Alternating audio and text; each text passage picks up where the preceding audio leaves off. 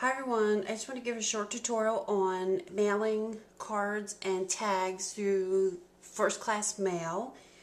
There are some things that we need to watch for when we're sending our things through the mail system, and that may require extra postage that you may not know about, and the recipient unfortunately would have to go to the post office or pay their carrier extra postage. So to avoid that, there's some things that you can look for to see if your item is going to require extra postage. I got this template from my post office. It's a nice heavy duty, like plastic, I guess, and it has all the information that you basically need to know to mail something through first class mail. On here, it gives minimum dimensions and maximum dimensions for something that would go first class up to 3.5 ounces. The first thing is your minimum piece dimension is 3.5 inches high by 5 inches long, and the maximum is 6 1/8 inches high by 11.5 inches long. And as long as, let me put this back here, as long as it meets the 1/4 inch thickness criteria, you are pretty much good to go with a regular stamp for anything that's 1 ounce and under. And of course they have, so the 1 ounce and under would be 44 cents, 2 ounces is 61, 3 ounce 78, and 3.5 ounce is 95 cents.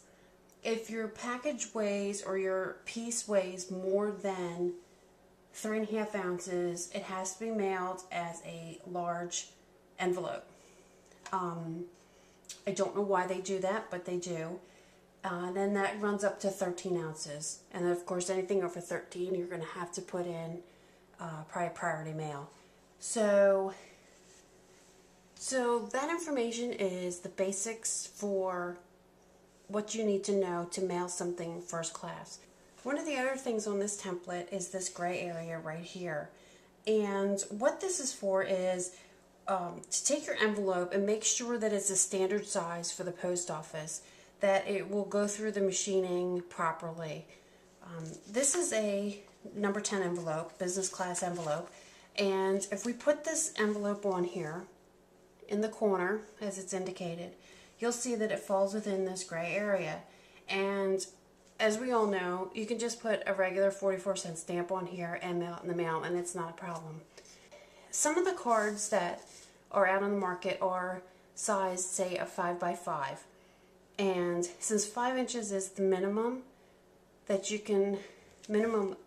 width that you can mail, the height up to 6 1/8 inches,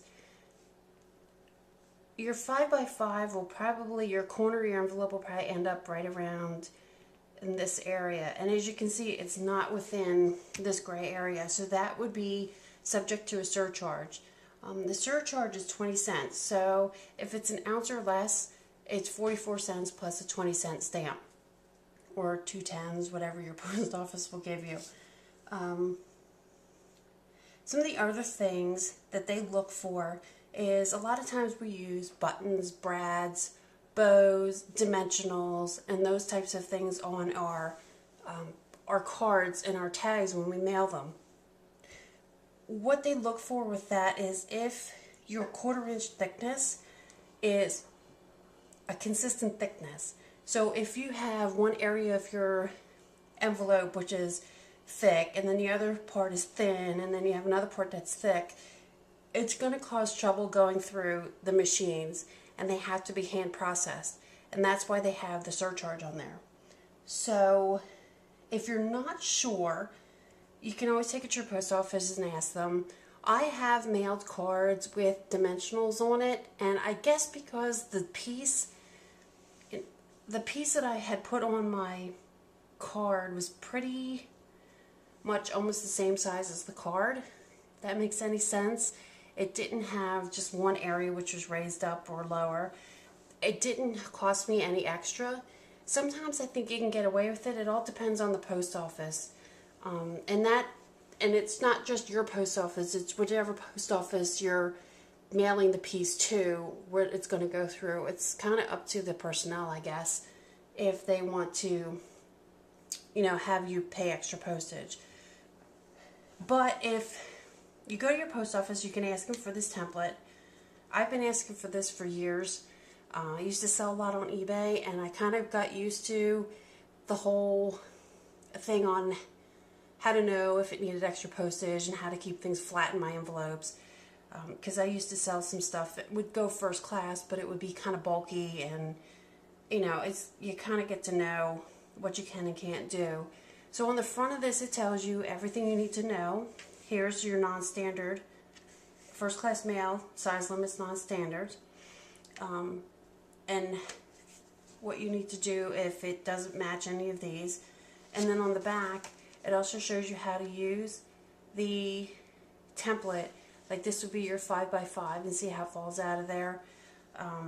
They tell you the first two how to do this, and if it meets certain criteria but not others, you know, they're charged the regular postage plus the surcharge. So this is a good tool to have.